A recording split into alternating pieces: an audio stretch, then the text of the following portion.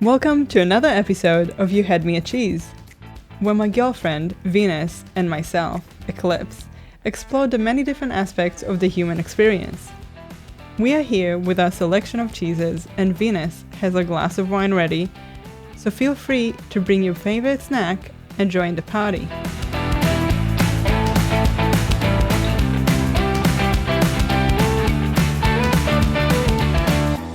Hey listeners! Today's episode is a Hat Roulette episode, which is where Venus and I gather around a hat with random post-its in it and pull a cliché or a question one at a time. Today's episode is about ENFJs and the clichés that are out in the open. ENFJ is one of the 16 personality types and is also referred to as the protagonist. This particular personality type is based on extroverted, intuitive, feeling, and judging traits. And it just happens to be that both Venus and I are ENFJs. We're going to read these clichés to you and see whether they apply to us or not. Stay tuned. Today we're going to pull clichés about being an ENFJ, which we both are. Yeah. So, we're probably the best people to ask. Honestly. Of course. Experts. Yes. So, Venus. I'm ready. Would you like to pull the first post-it? Oh, my pleasure. ENFJs are overly emotional and can't handle criticism. Oof. What's your take on it? I am an emotional person. Overly emotional? Maybe. Just enough. Just enough. I have those days. Don't we all? Yeah, I'm sure everybody does. Can't handle criticism? I personally feel like this goes against everything that I am. Happy to hear criticism. Happy to take things on board. Happy to change for the better. I welcome criticism. It will only make me better. Yeah. For the most part. I think, though, the thing that is important to note here is that we welcome respectful criticism. Ooh, that's a good point. 100%. If there's somebody who's bothered by something I'm doing and I care about them, I want to know. But I also want them to be kind to me, and I want them to tell me in a way that is constructive. And I think that's the key thing. Would I accept criticism that is just criticism for the sake of criticism without being constructive? Let's say that I cooked somebody dinner and they just tell me, well, the dinner sucked. No. Yeah, that is not I do criticism. not. I wouldn't say that I wouldn't handle it well, but the way I would probably handle it is by kicking them out the house. And not inviting them to come back for dinner again. Respectfully. Respectfully leave my fucking house and never come back. But if they said to me, hey, I really appreciated the dinner you cooked for us, but I really love it when there's more cheese in it, for example. I am fully on board with that. Can there ever be enough cheese? Like, I get the problem. I've been in situations where we may have overdone it, but yeah. Let's say it's an enormous amount of cheese and I need to watch what I eat. Then I just say, all right, I'll note that for next time. And I just add more cheese to the plate next time. Exactly. It's that simple. Yeah. I think criticism is a very touchy subject. Tell me why. Because for many people, and this is not something specific to ENFJs, for many people, when somebody criticizes you, it actually makes you feel like rather than the thing that you're doing is wrong or could be done better, you're wrong. So you're feeling attacked. So it can be taken as a personal attack. And so that can be a challenge for many people. And ENFJs included. And the only thing we can really do about it is try to improve our way of communicating, both as the person criticizing or providing criticism, as well as the person being criticized. And in the moment, reminding ourselves that this is this person's opinion. I don't have to agree with it. I don't have to take it on board. And it doesn't mean that I as a person have less value. Yeah, and it makes me wonder where this cliche came from. Why would a person who is ENFJ specifically not be able to handle criticism? Okay, here's my theory. I think that potentially the people who believe this might be less gentle than they should in how they present things, not as kind as they should be when they say things, or maybe there's something in the relationship that needs tending to, and there's lack of trust, or maybe other things that are coming into play.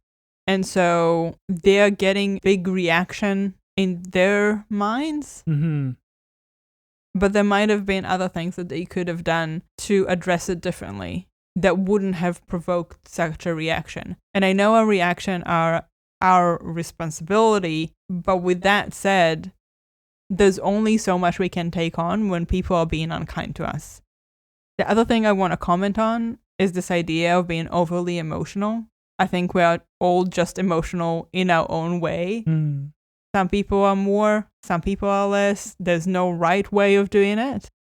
I think that ENFJs tend to be connected to themselves on quite a deep level and also communicate those things. And maybe that is perceived as being overly emotional. I get that. But around people who hold space for us, we're not overly emotional. Yeah. We are just experiencing our feelings. Yeah, which is perfectly fine. It's valid. And it's appreciated. Do you think we're specifically bad at handling criticism? No. Yeah. And that's neither. Not to say there are not ENFJs out there that are not good at taking criticism. And it's not to say that we don't have our moments where we are unable to take criticism on board for whatever reason. Yeah, for We're sure. human, Yeah. just like anybody else. From my personal experience, and funnily enough, I have quite a few ENFJ friends around me. From my experience, ENFJs do really well with boundaries and respect and criticism when needed. I guess, actually, when I think about it, there isn't much criticism because there's so much open communication about the boundaries and the respect and what each person wants and needs. So many times we don't get to that point. Yeah, it's kind of preventative by communicating. Many times, yes. Yeah. So, no, I don't agree with the cliche fully. We have our moments and we are only human. I agree. Next. I love this one. ENFJs can read minds and always know what people need. Venus, would you like to comment? I mean, you read minds sometimes, and I feel like sometimes I read your mind, and we feel each other's needs in those moments when we notice that there is something we can provide to each other to make things a little easier or better.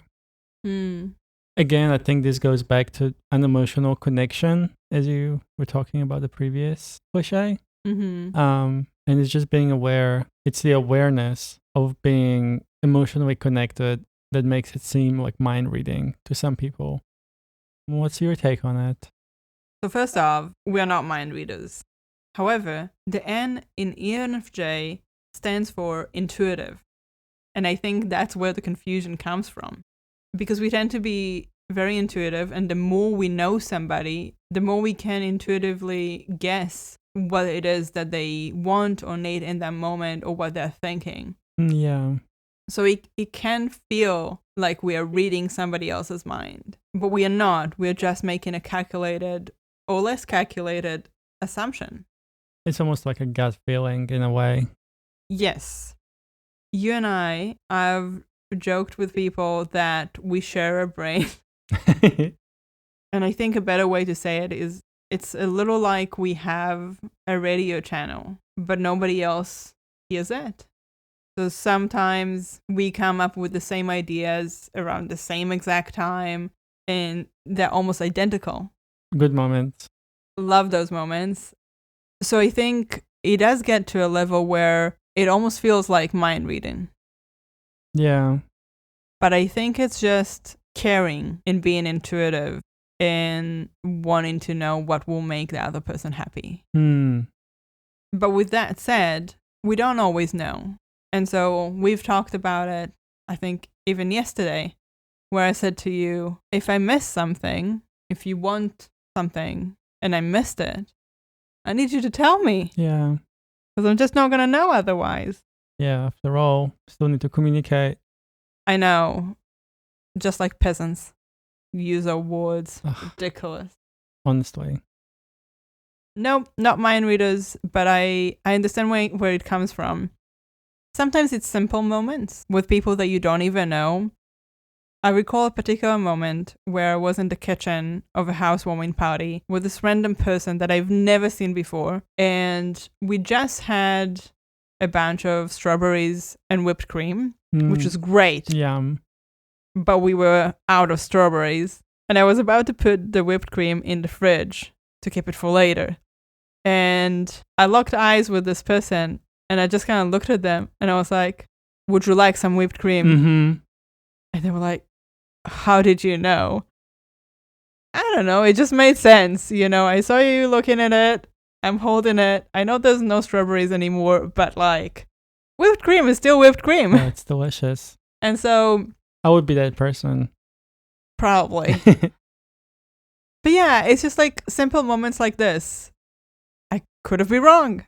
Yeah, it's like picking up social cues and kind of putting things together in an intuitive way, as you say, being aware of your surroundings, of what's going on, what's happening, and how people behave. I guess people behavior and people watching is something as well. Oh, I fucking love it. Yeah, well, it's something that we find interest in. We want to better ourselves and grow, and we also want to see what other people do and how they do it, and just be curious. Being curious, yeah, it's quite important trait to have. I believe so. Mm. Are you ready for the next one? I am.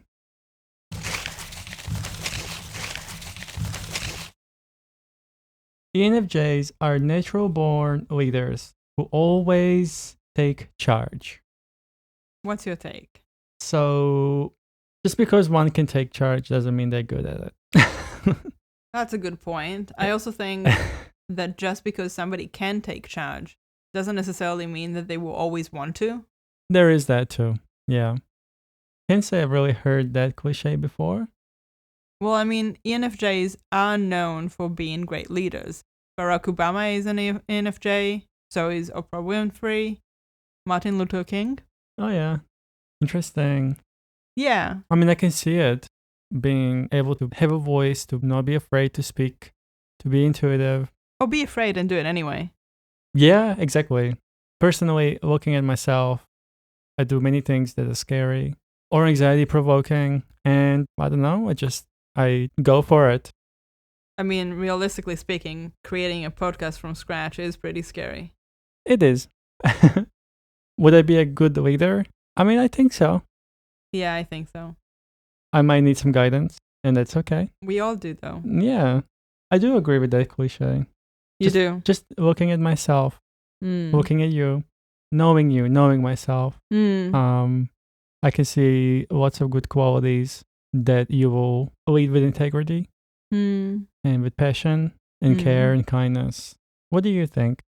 I think as ENFJs, there are certain qualities that are beneficial for leadership.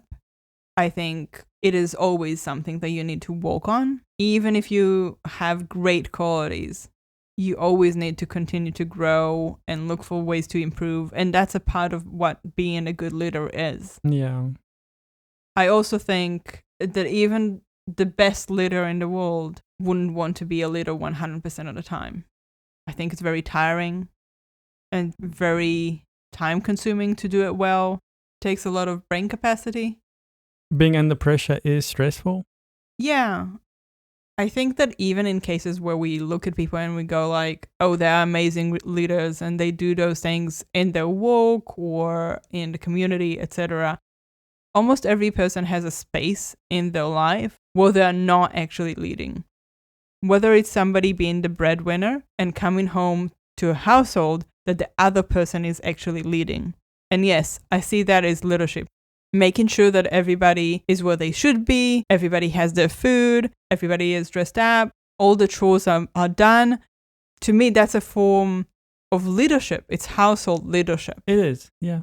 The person who is leading at work, for example, and has a lot of responsibilities from that aspect might not want it at home. Some people would, but I think almost all of us have a space where we're like, can I just let go? Can somebody else take care of it?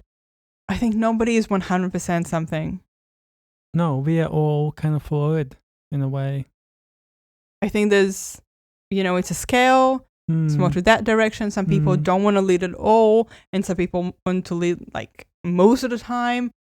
But there's always going to be a point where you don't necessarily want to be the leader. You can't be fucked. Well said. I know. I do think from the ENFJs that I have in my life, yes, they would be or are great leaders. But it doesn't mean that we are leaders all of the time, which is kind of what the cliché is referring to. Yeah. No, I couldn't do it all the time. No, I'm too goddamn tired. Yeah. So, no. So, no. Yep. So, no is our answer. Next. ENFJs always put others before themselves and never have personal struggles. Oh my God. Oh, really? do I wish this was the case. I think it's opposite of that is what's true. Tell me. I think personally, I don't put myself first. Especially for those who I care about deeply. So for me, the perception of an ENFJ in that regard is that they want to give. And as far as personal struggles, that is ridiculous. Because we are still human. Yeah. And we all have struggles. We all have struggles on so many levels. To say no struggles is unrealistic. And where do I sign up, honestly? In no way. It's a struggle to sometimes get up in the morning. It's a struggle to sometimes fall asleep at night. Oh my God. What do you mean sometimes? It's a struggle to just cook dinner or do the most basic things.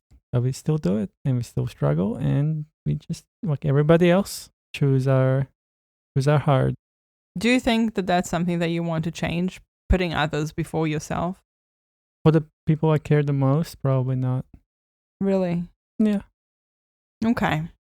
It depends. I can't say that's something that I do 100% of the time. I think when I need to have a break, I will have a break. So that's when I come first. Because I know by me having a break, by me resting, by me having a moment to meditate, to kind of just almost recharge, I will come back stronger in a way. And I will be able to care for others better.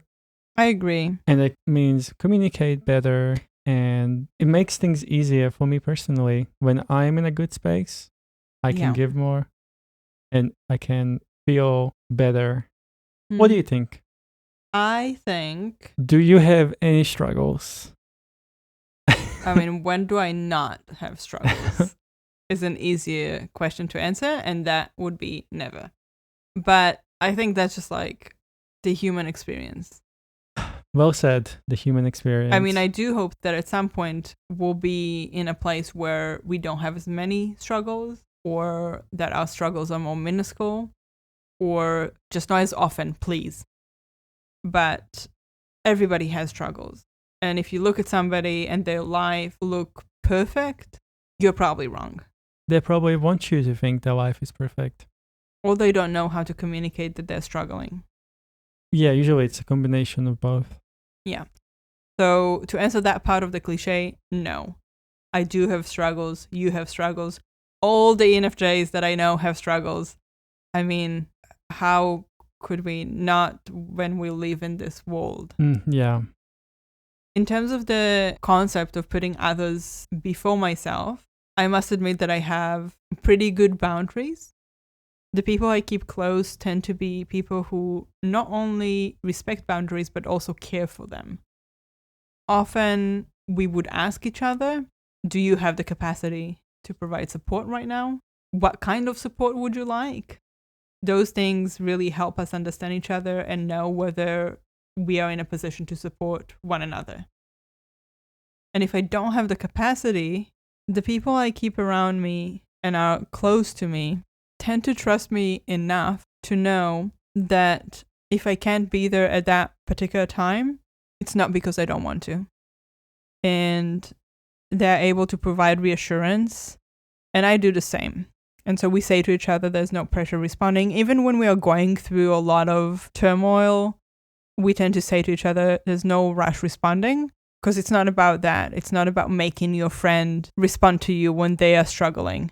And I think that helps me prioritize myself when I need to, because you have to put the oxygen mask on yourself first before helping others. Yeah. That's just how it is. 100%. If I help my friends and then burn out, I can't help them as much as I want to. And so it's important for me to not put others before myself. It sounds really self-centered, but actually that is crucial for me to be able to support them more long-term. So I would say that the cliché does not apply to me at all, because I do have struggles and I do prioritize myself, and I do encourage people around me to do the same. And if somebody doesn't like it, which has happened, then I guess it's important to reevaluate the friendship and whether we can meet each other's needs. Yeah, for sure.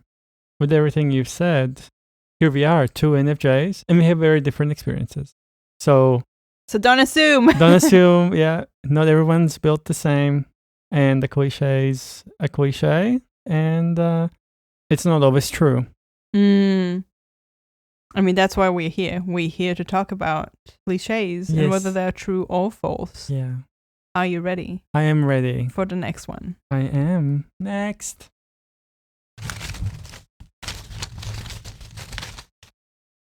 ENFJs are super confident and always know what to do. Lies. No, absolutely not. We always think about what to do. We think about it a lot. Yes, we do. We think about all the different options and all the different routes and where they could possibly lead us and what could go wrong. We think about everything. Are we confident all the time? Do we know what to do all the time? No. Many times I would do things that I was scared shitless of, but I would still do them. So it's not necessarily about being confident all the time. Yeah. Personally, when I feel anxious about something and I know I need to do it, it's actually something I just dive into.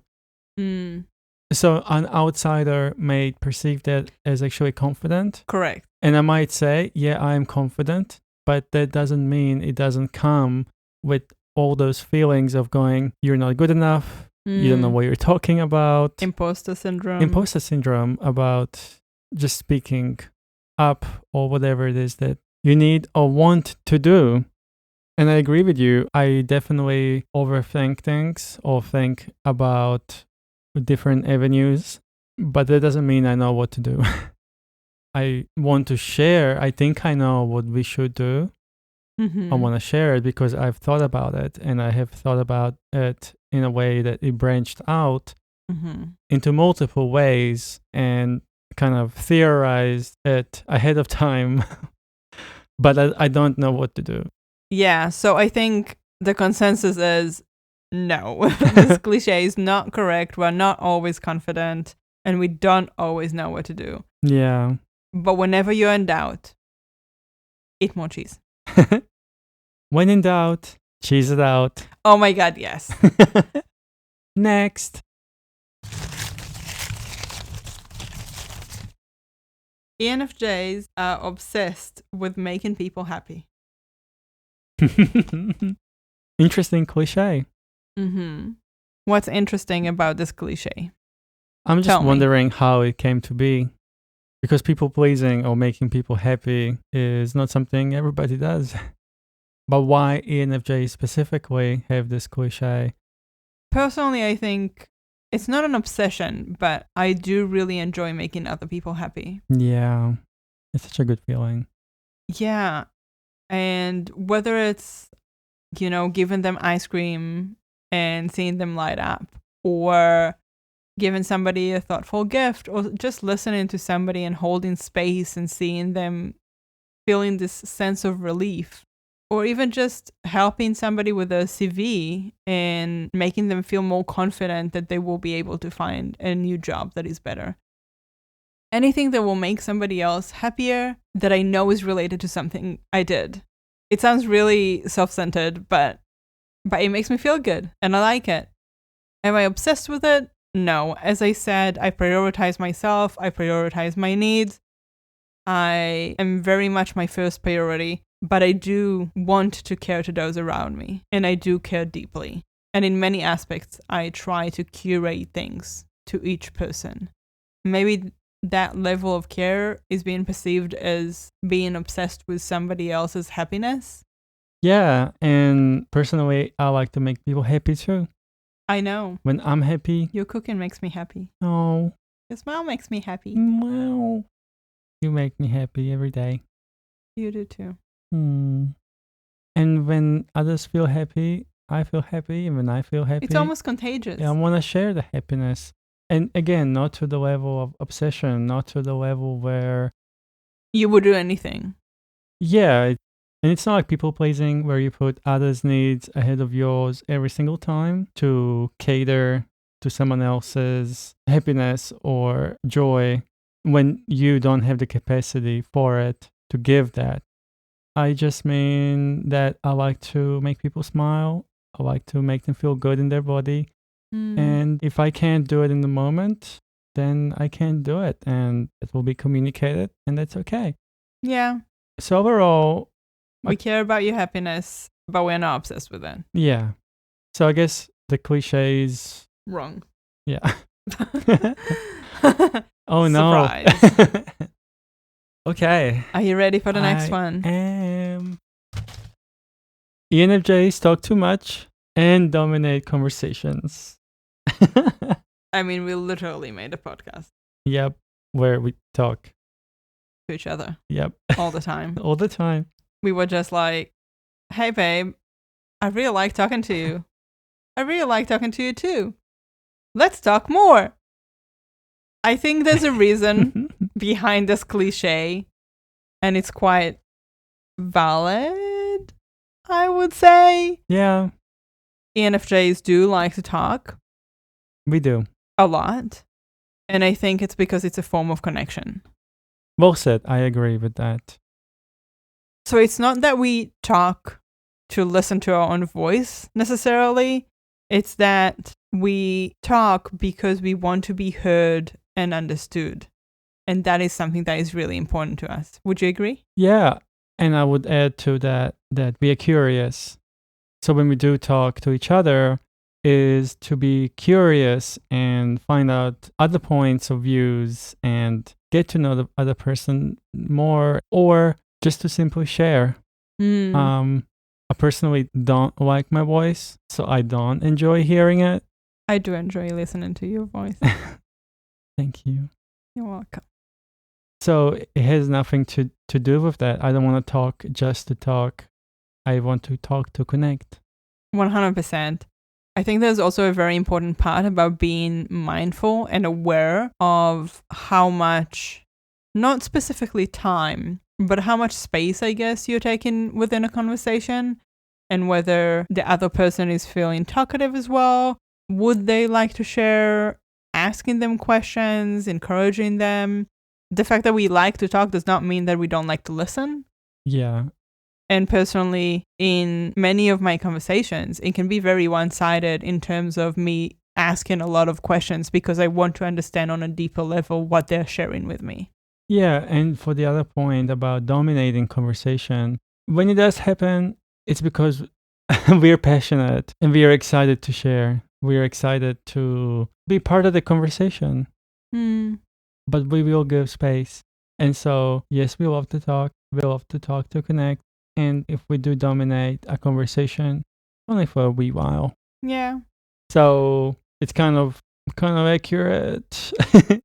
Any other thoughts before we move on to the next one? I think saying that we dominate the conversation might come from somebody who's maybe less extroverted. and maybe is not keen on sharing as much and talking as much. And so the ENFJ in that conversation takes over whatever part they're not feeling. Yeah, that's a good point. And even people who normally would love to talk a lot sometimes don't feel like talking. So there's no shame in not being up for a deep dive and sharing all your deepest emotions and desires. It's fine. But I think saying, oh, you're hogging the conversation or you're like dominating the conversation, there's something a bit judgmental about that. And that's something that I just don't appreciate. Yeah, your comment about potentially someone who's not as extroverted perceiving the conversation where they can't jump in. And perhaps this cliche does apply to those situations.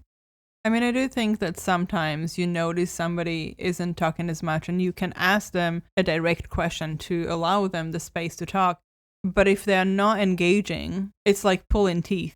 Yeah, that's a bit more complex, I guess. If you do turn to that person who is not engaging as much and you do give them the space by asking them a direct question, and then they don't engage in the response or further, then maybe they just are there to listen. And the cliche doesn't then really apply, I guess. Maybe, maybe not. Yeah, hard to say. But I love to talk. I do too. And this is why we're here. Yeah, and I love to talk to you. And I love to talk to you too. I love to talk to all the people who hold space. And we can have really great conversations. Me too. Would you like to do one last cliche? I would. Shall I? Yes, you may. ENFJs are always extroverted and love being around people. Wrong. Tell me. I think there is just something beautiful about spending time by yourself. And spending time by yourself is a form of recharge. As you know, I do enjoy painting. I do know. The painting session I had just a few days ago really left me feeling with joy. And I think just being in my own space had something to do with it. Being able to focus. It's very creative for me to be in my own space because I'm not influenced by anybody else in a way. And so I don't always want to be around people. No. Depends which people. Again, this is... Oh my God, yes. This is like... Who are the people is super crucial. Yeah. So certain people I could be around 99% of the time. You know, they can't come with me when I go shower and pee and stuff like that. Can I not? You can. Okay. You're 100%. Yay. But there are just some people that I wouldn't want around me. But let's say we're talking about people that you like. Yes. Would you like to be surrounded by people 100% of the time? No. Would you feel up to chatting 100% of the time? No. There are times where just kind of need to turn it off for a moment. It's almost like listening to music. Sometimes you want to turn off the music and just enjoy peace. Maybe going in nature and listening to the birds. In saying all of that, I would say the time I spend by myself, which I do enjoy, I guess that's more of an introverted thing. Yeah. And as we discussed, I don't want to be around the people I love all the time. There is time when I need to turn things off. I think it's important to have a little bit of flexibility around it. I agree. Would you say ENFJs are always extroverted? No. Why not? First of all, you just proved why. Personally, I'm considered ENFJ, but it's just like by a smidgen. I'm 45% introvert and 55% extrovert. And I think it shows. My social battery runs out quite quickly. Yeah. I do enjoy people and I love having deep conversations and I love having friends over for a cheese board and just chatting away. But I need to recover after. And recovery time is time on my own or often time with Venus. I can't be social all the time. And I think that's something that also changed with age in terms of how much capacity do I actually have. I just think, again, there's no 100%. Even extroverts, most of them, I believe, still need downtime, still need to recover, still need to just shake everything off. I understand that as extroverts, people time is considered recharge time, and it's true to a certain extent. Being with people and talking and connecting is something that fills me with joy, and it expands my heart. It's beautiful. Thank you. But I can't do it all the time. Yeah. Sometimes I even end up just needing to watch TV and just like not do anything else because I'm just like, oh, just leave me alone. Yeah, I love my YouTube time. And often I do recharge after a social event, but there are other factors at play. Do you mean that you recharge from the event or from the conversations? In the event? Yeah. So Okay. if the conversations are stimulating, then yeah, it does recharge me. What drains me is if I'm tired, if there is a lot of admin involved. If there's a lot of noise. A lot of noise, walking, running around, being late stresses me out. All right. But the cliche is ENFJs are always extroverted and love being around people. No. I would say... Yes, thank you. I would say... I mean, you're right. Yeah. So for me, as an ENFJ, I would say that's not true. And personally, I can't quite connect to the idea of just being surrounded by people all the time. All the time. Yeah, just that would drag me down. To be fair, before I left Middle Earth, that's kind of what I was like. So I was surrounded by people all the time. I think I would struggle to grow in a certain way. I wonder if I was a different personality type back then. Yeah, that's an interesting point because I wasn't an ENFJ until I came out, until I figured out. I think it's fascinating. It is. It's almost like I am confident in who I am and the world can see. And so that means... They can see how amazing you are. I hope so. I do. Oh. All right. I think that's the end of our cliches for today. Yeah. So, Eclipse, before we close, was there anything that surprised you during our conversation? I guess it surprised me that one of the assumptions about ENFJs is that we're people pleasers to the point that we put others before ourselves. And I guess that's just because that's not who I am. I care about my friends really deeply, but I can't support them if I can't support myself. So it just really did not apply to me. Yeah, and I guess one thing to take away is that these cliches don't really apply to everybody. Exactly. And instead of assuming things, we should ask people. And we shouldn't assume that we know somebody based on their personality type. I agree. I think personality types can help us open a conversation, but that's not the end of the conversation. Like the personality type is not going to tell you exactly who the person is. You still need to get to know them. Yeah. And what I do know is that it's easier to have conversations with other ENFJs. From my experience too.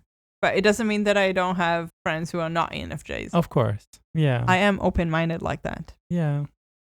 I really enjoyed today's conversation and can't wait to do more of these with you. Me too. Until next time. Until next time.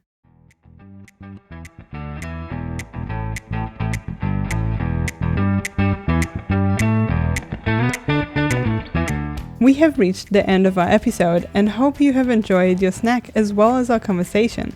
If you liked our podcast, we would truly love for you to leave a comment, rate our show, and share it with anyone who would benefit from our conversations. And if you didn't like our podcast, then don't worry about it.